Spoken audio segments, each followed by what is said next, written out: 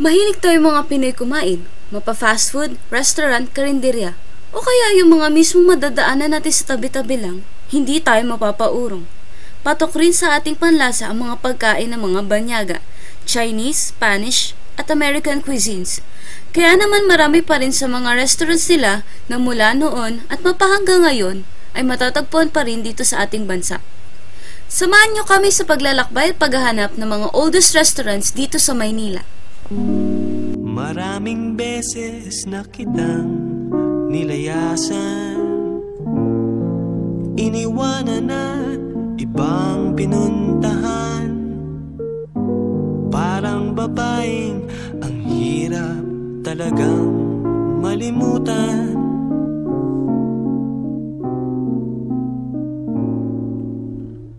Ikaw lamang ang aking laging pinabalikan.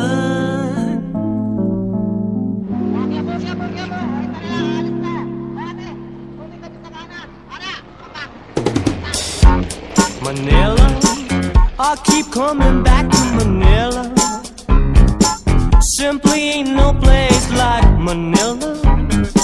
Manila, I'm coming home. I walk the streets of San Francisco. I've tried the rides in Disneyland. Dated a million girls in Sydney. Somehow I feel like I don't belong. Hinahanap kita Manila.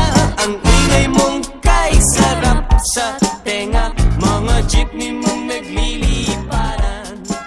Mga babae mong nagaganda. Alam natin na, isang Maynila sa pinaka-busy syudad dito sa Pilipinas. Sentro ito ng mga negosyo at magandang mga negosasyon. Kaya noong 1800s hanggang 1900s, tinawag ang Maynila na Queen of Pacific ng mga dayuhan. Sa panahon din iyon, maiinit ang mga klase ng negosyo tulad ng tahian, tradings at mga restaurants. Sa panahon ng mga Inchik, dito unang naisipan na magtayo ng mga restaurants dito sa Pilipinas. Mula sa mga simpleng hain at pamalitan ay naisipan nilang pagkakitaan ang mga paboritong kainin ng mga tao, tulad ng pansit at siopaw. Kaya naman, ang matatagpong matandang restaurant dito sa Pilipinas na umaabot na 100 taon ay Chinese cuisine. Sa liblibon ng Florentino Street Recto ay makikita isang ngayon oldest restaurant sa Manila, ang Ambos Mundus. Ang Ambos Mundus ay kilala sa Spanish cuisines nila, tulad ng lengua, paella, beef tapa at iba pa. Sa fasilidad pa lang at disenyo ng restaurant nila ay mukhang Spanish na. Magmula pa noong 1888 ang Ambos Mundus, kung iisipin mahigit 100 taon na rin sila nakatayo. At hanggang ngayon ay hinahanap-hanap at bentang-benta pa rin sila sa mga tao. Aming nakapanayam si Manong Paul Servio. Isa siya sa mga matagal na empleyado ng Ambos Mundus. Ilang taon ka na po dito sa Ambos Mundus? 45 years. Mga 45 years, so hindi naman ganun ka hirap. So, bali, nung nagsimula kayo, ano yung trabaho niyo nung nagsimula kayo? Waiter agad. So, nung pagtagal, okay naman po yung pakikitungo sa inyo ng boss niyo. So, ano po yung mga common na customers dito? Tulad po nino. Joseph Estrada. At talagang mga bigato yung talaga na.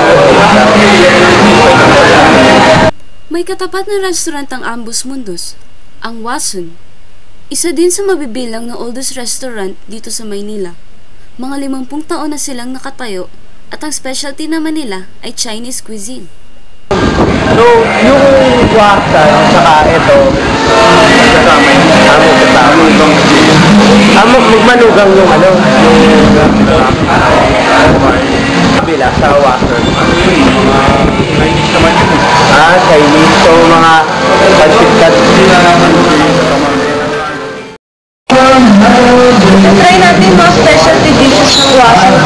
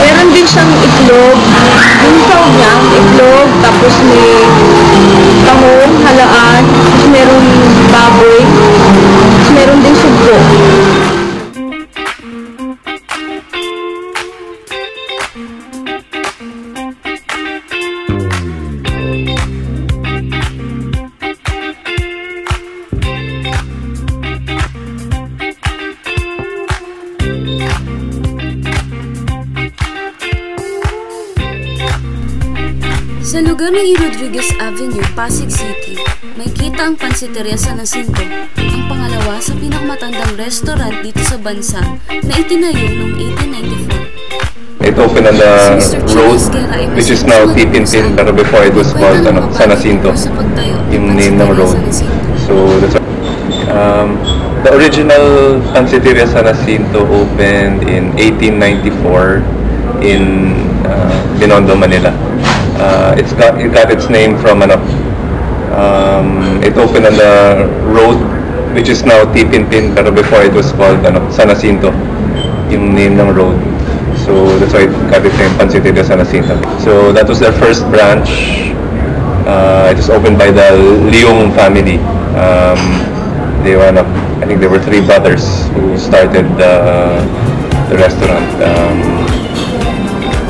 I think one was the cook, one did the serving, and then also it was a family restaurant. They operated until maybe 1980 something, and then the building burned down, so including the restaurant, and then also they transferred to Delta in Quezon Avenue. Ang original at main ng Pansiteria San Jacinto ay nasunog noon kaya lumipat ang mga Leong sa may Delta at doon nagpalit tuluyan ng pangalan. Ang mga Isguera ay nooy shareholders ng Pansiteria San Jacinto. Gumawa sila ng branch nila sa Pasig at doon itinuloy ang pangalan ng restaurant. My grandfather, as a kid, used to eat in Pansiteria San Jacinto, the one in Tipinpin. So during 1996, he approached the Leong family because medyo kilala na rin siya, and so he parang struck a joint venture deal with them. So